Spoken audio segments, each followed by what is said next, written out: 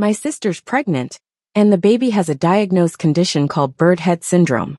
As her doctor, I recommended she have an abortion. After the procedure, she cried to her husband, saying, "My sister killed our baby." He looked almost exactly like me, with a face perfect for an actor. The same day I found out I was pregnant too. My brother-in-law, furious, pushed me down the stairs. As I lay dying, my sister yelled that I had tripped, and was busy covering for him instead of calling for help. Both of us died. Then I woke up again on the day of my sister's ultrasound. Seeing her teary eyes asking for advice, I gave a smile. "Why are you asking me? Ask your husband." Carrie was stunned by my answer. "But you're the doctor, Felix is not," she said. Inside I smirked coldly. "Oh, so now you remember I'm the doctor and your husband's not?" In my last life, I had already warned Carrie that bird head syndrome had a high chance of being inherited even before she tried to conceive. She had gone ahead anyway, and came to me later in a panic asking why she'd gotten pregnant despite taking precautions. Am I just super fertile? Sister, I'm already pregnant. I'm willing to take the risk. You'll help me, right? Once she made up her mind, there was little I could do except remind her to keep up with her checkups and monitor the baby's growth. Unfortunately, things didn't look good. Carrie's amniocentesis report showed a large homozygous region on chromosome 8. The ultrasound clearly showed the fetus's features were almost identical to the mother's. But Carrie was thrilled. She held onto my hand, going on and on. "Sis, he looks just like me. He's like a mini-me. We both have this unique bird-like charm. Do you think he might become an actor and make a lot of money?" After several seconds of speechlessness, I explained to her that the child had facial deformities and probably other developmental issues. I even pleaded with every possible contact to get a geneticist professor involved. The professor recommended Carrie and Felix undergo whole exome sequencing for definitive answers about the fetus's condition. However, Felix, livid, pointed at the professor and lashed out, tests, and more tests. Non-invasive ones are over $2,000, amniocentesis $8,000, and now you're suggesting something over $10,000? You doctors must earn kickbacks from expensive tests, huh? Like vampires. The professor was really agitated. Yet Felix stormed off with Carrie. The next day, she tearfully came back to me. With a sigh, I said, "Bring your husband, let's do the whole exome sequencing. Otherwise, it's gotta be termination." But the baby's 6 months old and can move. I can't let go. Despite wanting to urge her further, I maintained a professional stance, objectively reiterating the fetus's current condition. Eventually, Carrie agreed amidst tears to have an abortion. I didn't see coming the disaster that decision would bring. Though Carrie had agreed to the abortion, she regretted it post-surgery. She went home crying to her husband, "My sister killed our baby. He looked just like me. Maybe he could have been an actor."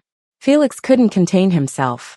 While my husband was on a business trip, Felix forced his way into my house intoxicated, demanding answers. "Why did you kill my child?" Being Carrie's primary care doctor, and also performing the abortion, though acting purely out of professional concern, they blamed me. Felix wrecked my house. I tried to protect my then barely showing pregnancy, and sneaked outside to call the cops. But he noticed, looking at me with overwhelming hatred. "You're pregnant? Why did my child have to die while you're having one? How could a heartless woman like you be a mother?" Like a crazed bull, Felix charged. I tried to fight back, but my calf cramped suddenly. In that brief moment of weakness, he shoved me hard. I fell down the stairs. Blood spread from my thigh. Pain seared through my abdomen. I almost heard a baby crying near me. As consciousness faded, I saw Carrie arriving, crying out, "Sis, how careless of you to fall."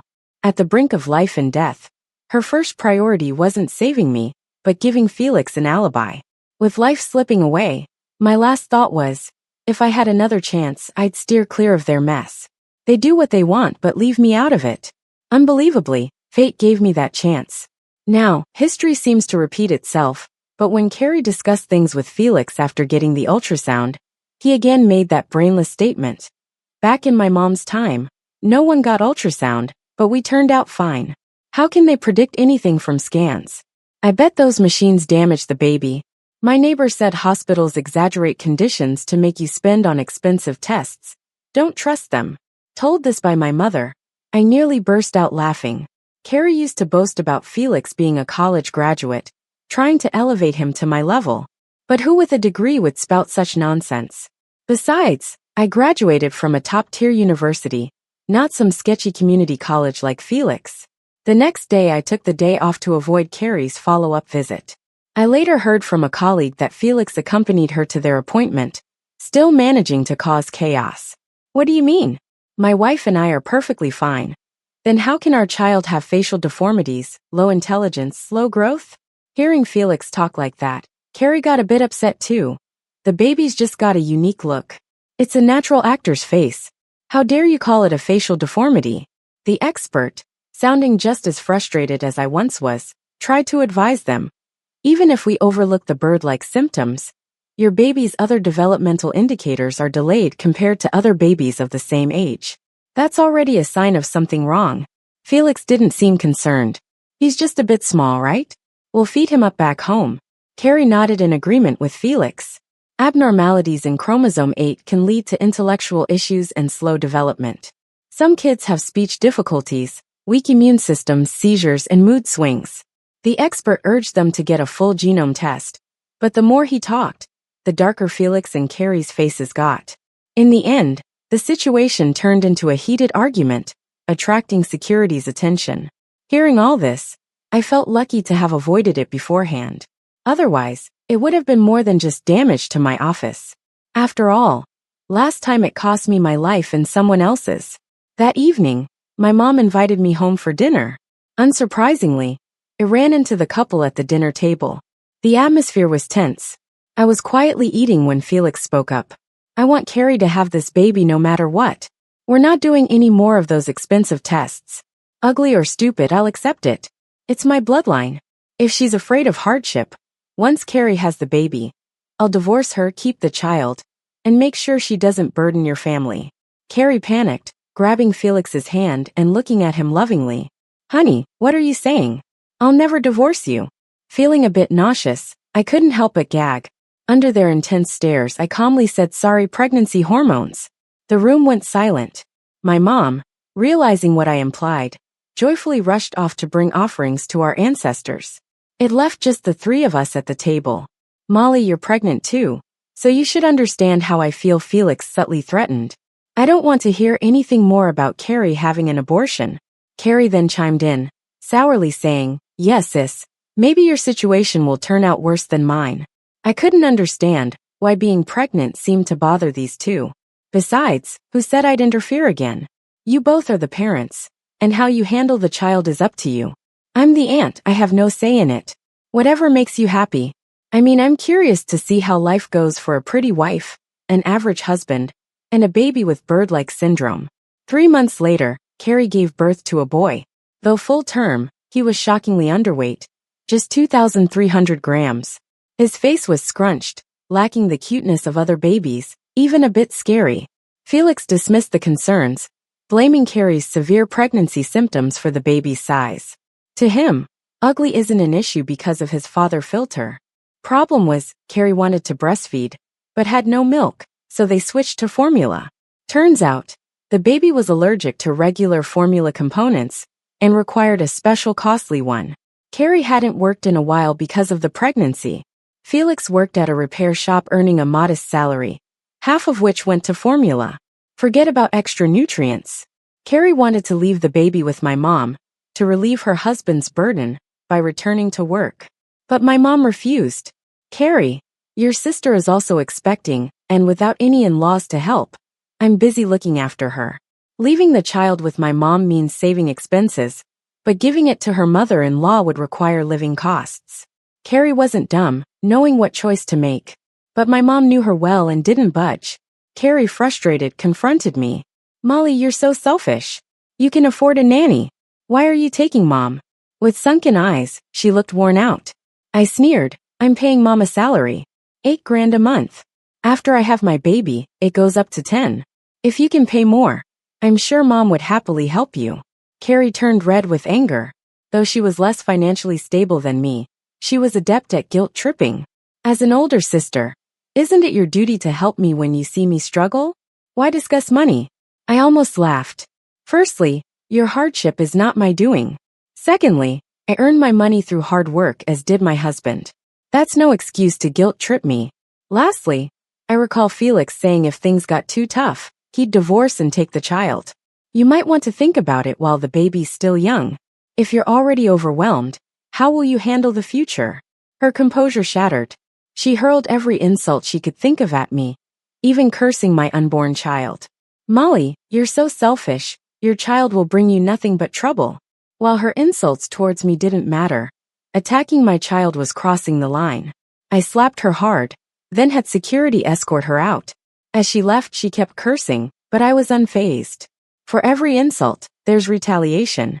Fair's fair. Without the chaotic duo harassing us this time around, my pregnancy went smoothly. A few months later, I gave birth to a chubby baby girl.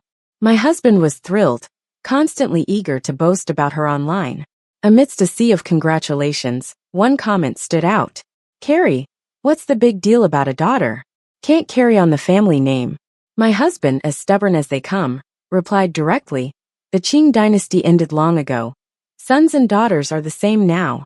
Carrie, oh come on, a daughter will marry out eventually, while a son stays. How's that the same? My husband shot back. My daughter has the luxury of not needing to marry unless she wants to. Worst case, we get a son-in-law to move in. That's way better than someone's unwanted son with bird-like syndrome. Carrie, deeply offended, started ranting on social media. She and Felix hated any negative remarks about their son's looks. After we parted badly last time, Carrie had her mother-in-law look after the baby. But now her mother-in-law demands more living expenses. Their financial situation is tough. Carrie and Felix can't stand when people say their son Mike looks ugly and slow. Mike, unfortunately like his mom, has bird-like syndrome and grows slower than his peers. He rarely reacts, even when people try to interact with him. Carrie's household faced constant rumors, making the pair defensive, snapping at anyone who spoke about their son. When my husband hit a nerve, my mom's phone lit up with Felix's furious complaints. My mom, hanging up after the call, scolded my husband. Why provoke them? They aren't stable. Shouldn't you be more cautious? My husband sheepishly apologized. Sorry, Mom. I'll be more careful next time. Our daughter's first month celebration was grand. Though my in-laws had passed, the rest of the family showered her with gold jewelry. My mom couldn't stop smiling. Our little one is such a blessing, like a little lucky charm.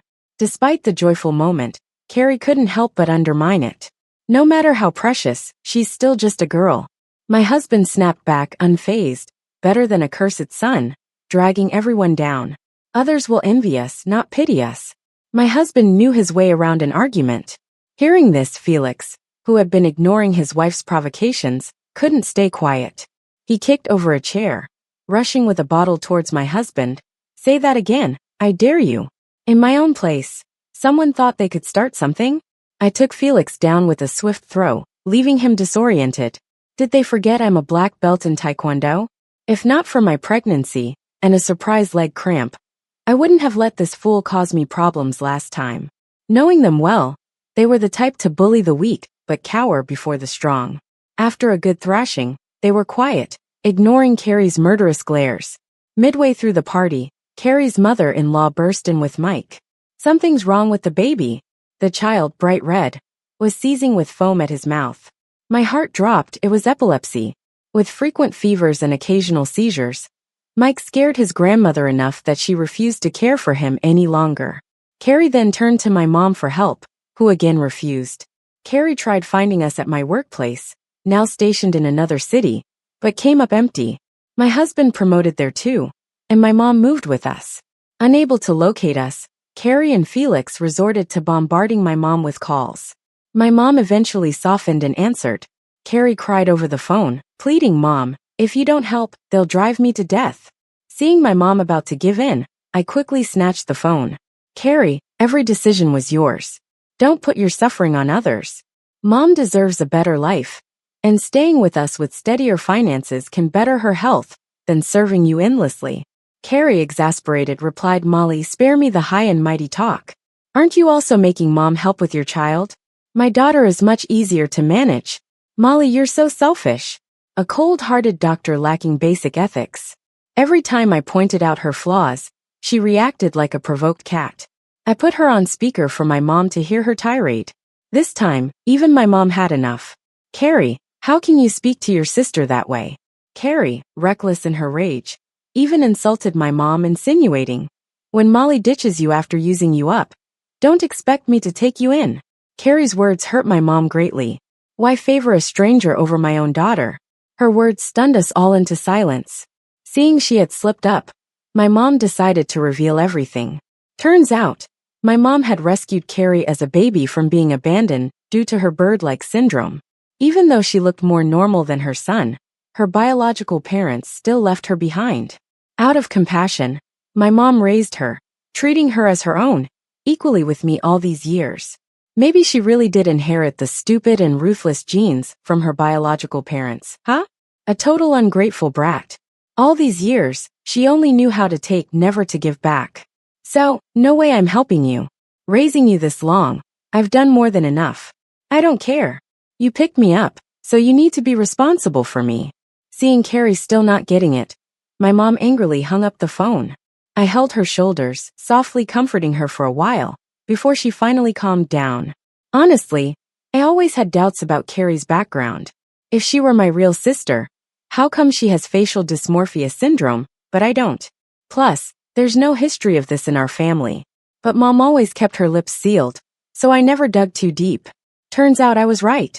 Like father, like son. A dragon begets a dragon, a phoenix begets a phoenix, and a rat's child knows how to dig. The power of inheritance is strong. Fast forward, 3 years have passed, and my daughter is now in preschool. Relatives said Carrie and Felix aren't doing well. As Mike gets older, things seem more off. He's often sick, still can't speak, and has a violent streak.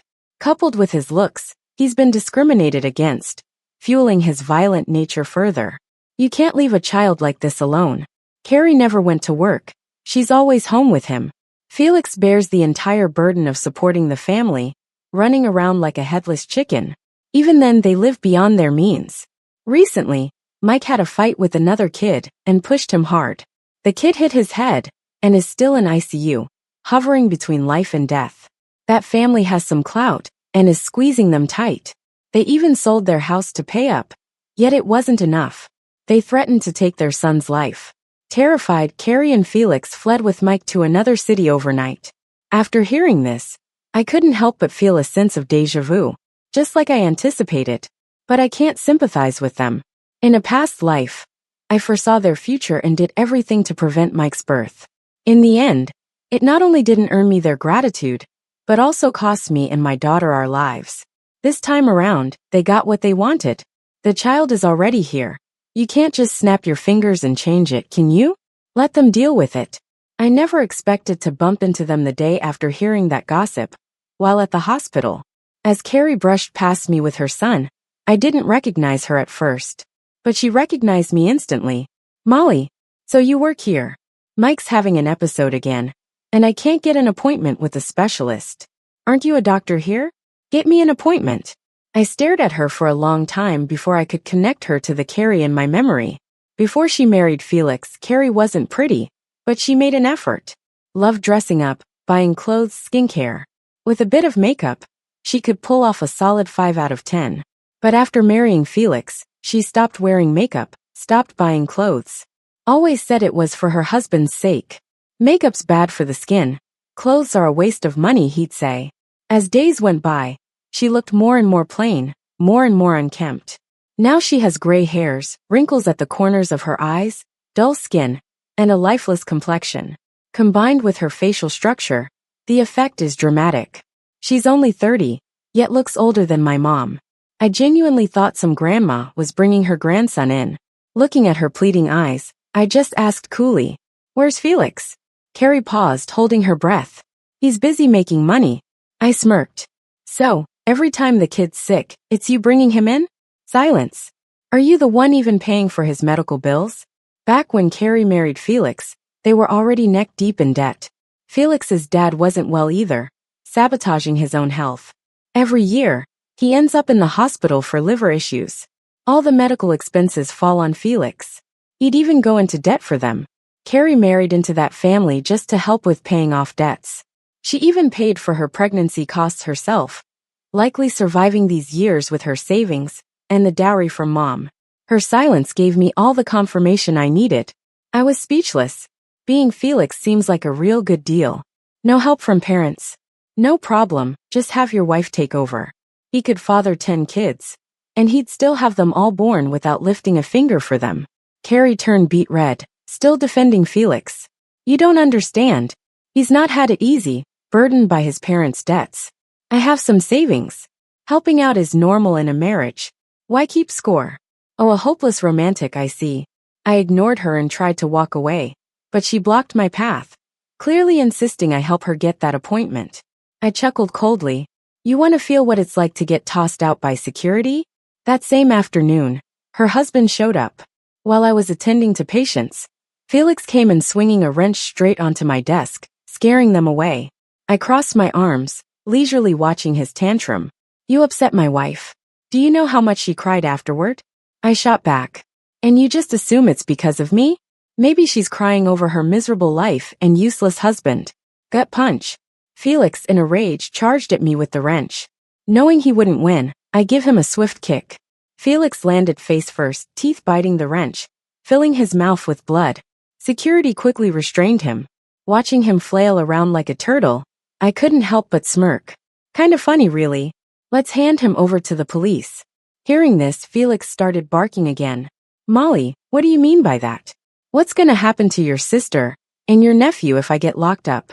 I waved him off. She's not even my real sister. Honestly, did she not tell you this? Felix stood there stunned until security hauled him off to the station. They detained him for starting trouble. He wasn't having it. He pointed at his broken teeth and dried blood, yelling to the cops. What about her? She beat me up like this. The officer kept a straight face. That's called self-defense. Carrie finally showed up with Mike in tow. She saw Felix was hurt and immediately started fussing over him. My husband arrived at the same time. He has a knack for sarcasm. Well, look who it is. My sister-in-law and her hubby, who finally had a big boy. Oh man, brother-in-law, who did a number on you. Felix glared at me, seething. Your perfect wife did this. My husband turned to me, looking all serious. You messed up, babe. Felix's eyes lit up, thinking my husband would back him up. He went on embellishing his story of what I'd done to him and Carrie, adding at the end, you gotta put her in her place. A woman shouldn't be in charge. Doesn't everybody know you should keep her in line? He looked at me, smug as if he knew my husband would set me straight. Ha! I couldn't help but laugh at his delusional statements and unwarranted confidence. My husband was just as confused. Who said I'm gonna hit her? Felix's smile faded. I only said she handled it wrong. Honestly, she didn't have to lift a finger. That's what I'm here for. My husband knows just how to get under someone's skin. Felix was at a loss for words. Carrie glared daggers at me. Did you really have to make such a big scene? Make what a scene? By your logic, when your husband barges into the clinic acting crazy, I should sit quietly, let him beat me, and ask if he hurt his hand in the process? You think your shit is gold. And when someone steps in it, it's their fault?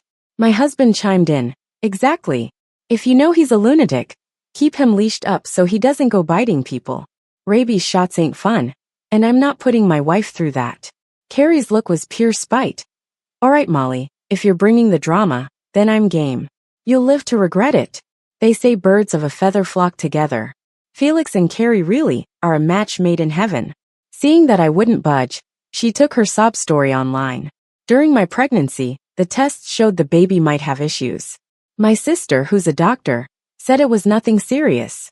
So I had the baby, but he was born with bird face syndrome, grew slowly, had weak immunity, was always sick, and not quite bright. I forced my sister for answers, but she bailed with my mom. We never considered abandoning our child. We've sold everything, even our house, for his treatments. Recently, my husband confronted my sister, and she had him thrown in jail. She's trying to ruin us. With some help from clickbait pages, her pity plea blew up. People were outraged, all rallying against the selfish sister she painted me as. Some users pieced together info and found my social media, posting it for all to see. My comment section was overrun. Why didn't you tell your sister to end the pregnancy when you knew about the issues? You happy seeing her suffer? Bird face syndrome is contagious, right? Even if they weren't family, shouldn't you have warned them? Look how she's in designer clothes, flaunting kids in high tea, while her sister's crushed by life's burdens. Not lending a hand is bad enough. Why push her further down? How could a cold-hearted person like her be a doctor? People flooded the hospital's page, demanding they fire me. I was in the middle of a critical career evaluation. It turned into a whole thing online, and my boss subtly told me to take a break. A break really means suspended. Carrie got wind of things and somehow found my address, showing up with her kid. She had a smug grin plastered on her face. Write an apology for my husband, get him a high-paying job, settle up the case with the kid Mike hurt, and then support us. Maybe then I'll go online and say you're sorry. Otherwise, you might get pelted with rotten eggs out in public. Mom was about ready to chase her out with a broom. Wished I'd left you out on the street instead of bringing you in. Carrie couldn't care less. Hindsight's 2020. Too bad there isn't a do-over, huh? Uffed. Last life. I suggested an abortion. Her husband freaked out, costing me my life and that of my unborn child. This time, I let her have the kid, and now she's losing it again, ruining my reputation. How's everything my fault? What, she wants to pin every disaster on me. All hope about her was lost. I let my mom shoo them away. She hurled curses at us even as they left. That night, I released everything I had online. All the evidence, including the video from today's visit. Knowing her too well, any interaction with those two was recorded since day one of this new life. The hospital incidents were caught on surveillance too. Once everything was online, public opinion quickly flipped. I thought those two were clueless, but they knew it all along. Yet they still tried to dump the blame on the doctor's sister? Even pitiful for that poor doc who told the truth, but got accused of cursing the kid's future. They made me realize how ignorant people can be. Isn't it her husband who's having the baby? And she said whether it's a weirdo or a fool, she would accept it. So shouldn't the father take responsibility for the child? You didn't catch it, did you? This woman is a pure love warrior. From pregnancy to raising the child, the woman paid for everything. The husband just provided the seed. So the fuss is just because the sister is well off, and they want to leech off her? Ridiculous. The husband's not dead. Why should the sister be the sucker? Jealous because the sister's family is rich, harmonious, and has a healthy daughter. I have to say, the netizens have figured it out. Originally, netizens felt sorry for Carrie, and even donated to her. Once I revealed the truth, netizens were shocked for being tricked, and started demanding Carrie return the money. Carrie didn't get to enjoy the good days for long, and returned to her previous struggles. Not only that, but she also got dubbed as the new pure love warrior. She suddenly disappeared from the internet and my life. I quickly got my promotion, and my husband got a raise too. Everything seemed to be getting better, but I didn't expect Carrie to shift her focus from me to my daughter. She somehow got a job at my daughter's kindergarten as a janitor. She came with a utility knife and kidnapped my daughter, asking specifically to see me. When I saw the knife cut my daughter's delicate skin, my heart shattered. Carrie, if you have a problem, come after me, not my child. Carrie's face twisted, laughing maniacally. Why is your daughter lively and healthy, while my son looks like that? Molly, it's your fault for not urging me to abort him. Why did you send my husband to jail? Why, when things just started looking up for me, did you expose me? If you won't let me enjoy my life, then you won't get to either. I trembled, trying to calm her. Carrie, murder carries a prison sentence. If you go to prison, what about your son? Hearing Mike's name, Carrie didn't blink. His seizures are getting more frequent. The doctor says he's in pain. If everyone's suffering, let's go together. A dreadful premonition surged in my heart. My daughter cried out for mommy. The more she cried, the more it hurt me. But I dared not move forward. I wasn't quick enough to save my daughter before Carrie moved the knife. Mama. A faint voice snapped Carrie back to her senses. It was Mike. My husband was holding a pale Mike who stuttered, Mama. Carrie froze. I seized the moment to grab the knife from her hand. Security pinned her to the ground. She looked toward Mike, muttering, Baby can say Mama. Baby can say Mama. But before she could delight in it, Mike vomited a mouthful of blood. Baby! She wanted to hold Mike, but the police pulled her toward the squad car. She struggled in vain, watching him grow farther away. I never imagined Carrie was so ruthless, putting rat poison in her son's porridge. Since medical help came quickly, Mike's life was saved. My mom took pity on him and sent him back to his grandparents. I heard Mike often had seizures and had a violent temper, taking it out on his grandparents. When Felix was released, he took Mike with him. What happened after was their business. My daughter was traumatized by the kidnapping, so I spent more time with her. Thankfully, she worked hard and always came first in exams. Just before she started middle school, we heard from the prison that Carrie committed suicide. She did it after hearing about Felix and Mike's deaths. After taking Mike away, Felix and Mike shared a loving father-son life for a while. That ended as Mike's seizures worsened and their savings dried up. Needing constant care, Felix couldn't work. Both grandparents were too scared to handle him. The pressure got to Felix, and he started drinking heavily. Drunk, he'd beat Mike. Sober, he'd hold him and apologize profusely. They tormented each other for years. Mike grew more volatile. Finally, after another drunken outburst, Mike pushed Felix down the stairs. The force took Mike down too. Father and son both died. When news of their deaths reached us, my mom shed tears, but I felt nothing. How Felix died mirrored my past life perfectly. What goes around comes around. Carrie demanded to see me as soon as she was revived. When she saw me, her hateful eyes bore into mine. "Molly, why didn't you help me abort Mike?" This didn't sound like the Carrie from this life. Her next words confirmed my suspicion. "Did you know without Mike, I would have had a pair of smart and adorable twin sons later on? They were hardworking and filial, and I had a good life." She'd reincarnated too. So where was I then? Carrie prattled on about her past perfect life, halted by my question. "What do you mean? When you were living well, where was I, your sucker sister?" Carrie's gaze faltered, the hatred replaced by unease and panic. "I have no idea where you were." Even facing vastly different circumstances, she hadn't realized I reincarnated too, and still tried to hide everything from our past. Not sure whether to call her dumb or cunning. "Let me tell you. I died, killed by your husband's hand. All because I assisted you with the abortion." Carrie's tense expression shattered, anger and madness resurfacing in her gaze. "No wonder, you reincarnated too." "Carrie, seeing me now, are you satisfied?" I shook my head. "In my past life, I went all out to pull you guys out of the mess.